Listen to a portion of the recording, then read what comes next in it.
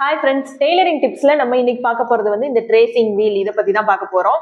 இந்த வீல் வந்து நீங்க நிறைய இடத்துல பார்த்திருப்பீங்க.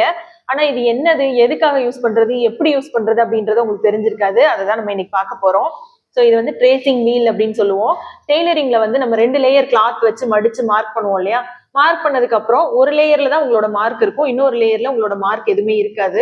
அப்போ அந்த செகண்ட் லேயர்ல உங்களோட மார்க்கிங்ஸ் எல்லாம் தெரியணும் அப்படின்றதுக்காக இந்த ட்ரேசிங் வீல் யூஸ் பண்ணி ட்ரேஸ் எடுத்துக்கலாம். சரியா?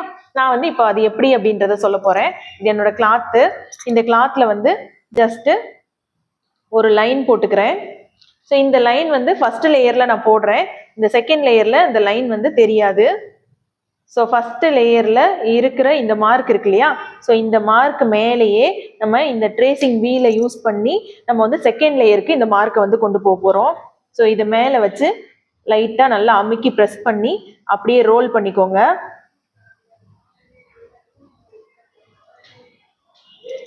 இப்போ ஓபன் பண்ணி பாருங்க. இந்த மேல உள்ள மார்க் உள்ள உங்களுக்கு வந்து டாட் டாட்டா தெரியும். ஸோ இந்த மார்க் மேலேயே நீங்க மார்க் பண்றதுனாலும் பண்ணிக்கலாம், இல்ல இது மேலேயே நீங்க ஸ்டிச் போடுறதுனாலும் போட்டுக்கலாம்.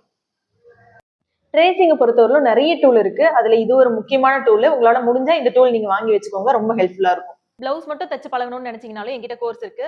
பெர்ஃபெக்ட் ஃபிட்டிங்ல, பெர்ஃபெக்ட் ஃபினிஷிங்ல நீங்க சூப்பரா என்கிட்ட பழகிக்கலாம். இது போக நம்மகிட்ட ப்ரொஃபஷனல் ஃபேஷன் டிசைனிங் கிளாஸஸ் இருக்கு, ஆரி எம்ப்ராய்டரி கிளாஸஸ் இருக்கு, சாரி குச்சு கிளாஸஸ் இருக்கு, சாரி ப்ரீ ப்ளீட்டிங் கிளாஸஸ் இருக்கு. உங்களுக்கு இதுல எந்த கோர்ஸ் ஜாயின் பண்ணணும்னு நினைச்சாலும் கீழே தெரியுற நம்பருக்கு வாட்ஸ்அப் பண்ணி டீடைல்ஸ் கேட்டு நீங்க ஜாயின் பண்ணிக்கலாம். தேங்க்யூ.